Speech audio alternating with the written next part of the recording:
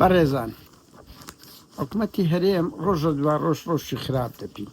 هەموو کون و کەلەبەرە قاچاقەکانی ئێرە بردرێ ئەو دزیاری کە لە کوونەکانەوە لۆی دەهادووا بڕەبڕە لی دەژیرێتەوە و ئابڕووی حکوومەتی هەرێم و کێشەی کوردی بردیە چۆن دوای ئەوەی ئەو هەموو دزی و تاڵانیان لە ڕێی بۆڕی نەفتەکانەوە دەکرد لە مانجی 2023 حکوومەتی هەرێم و تورکیا لە بەرامبەر حکوومەتی عراق لە دادگای فەڕەنسا ئەو فەڕەنسای بێ قەید و شەڕ بەردەوام دۆستی کووردە دۆڕاندی سومعەی کوردیشانەکەدا کرد ئێستا سەر لە نوێرە دوای فەڕەنسا بەریتانیایە بەریتانیا کۆمپانیا بریتیش کە 1910 نەفتی لە عراق دەردەنی حکوومەتی عراق هینای نەفتی کەرکووک دەردەینتەوە سیاغەی دەکاتەوە دیزایانی دەکا و کۆمپە ئەوەی کە دەردەنیتن ئەوە دوو خاڵی زۆر جەرگۆشێن لە فەڕەنسا لە دوای بەریتانیا لە کورد دەدرێ لۆ ئەوانە لە 2023 کە نەوتیان کەتە بەردەستی ڕاستە محافزەیەکی کوردە بوو ڕاستە دەیان مدیرە ئام کورد بوو بەڵام مۆرەکە بە ناوی کورد نەبوو خەمیان نەبوو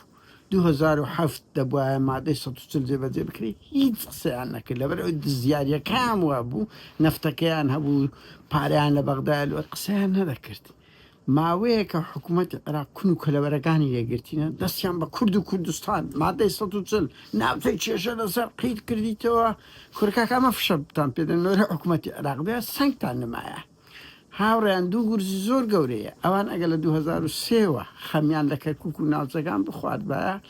تاپۆکە بە ناویان بە ئەو ڕۆ حکوومەتی عراق نەیدەتوانی کۆمپانیایەک بەزە خۆی بینتە کەرکوچێ نەفتەکەی دەربکات دیزایانی دەکاتەوە سەر لە نوێدای دەڕێژتەوە و ترسەیە نەفتی هەرێمی کوردستانش حکوومەتی عراق بداتە ئەو کۆمپانیا بریتیشە کە هیچیان پێ ناکرێت دەبەر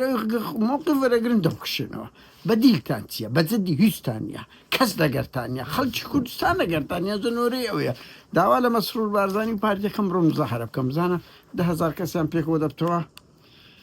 هاوڕێن دوای ئەو دووە سنوورەکانیان لێداخستینە تەنچی نەفت بە قاچاق دەیان برد ئەوانە شانوان لێداخستینە گریان گرتیە لای یەکێتی قسەک ئێران مەجال دەچکو عێراق و ئێران متەفقن لەسەر هەندێ ها ئێران ژیان ناگەڕێتن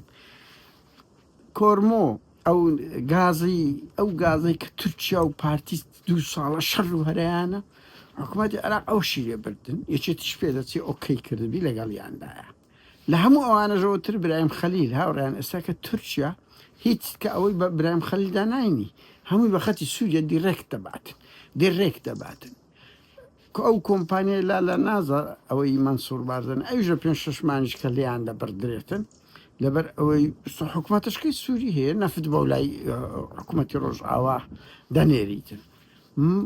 بۆیە شەڕ و هەرای پارتی ئەو ماوەی لەسەر ئەوەیە ئەوان لە سەرژمێری کەرکووک ئەو خیانەتەیان کرد بواریان دە سەرژمێر بکرێت کە بە پێی مادەی 140 نەدەبایە بکرێت قسەیان نەکرد بەس دێن بزانە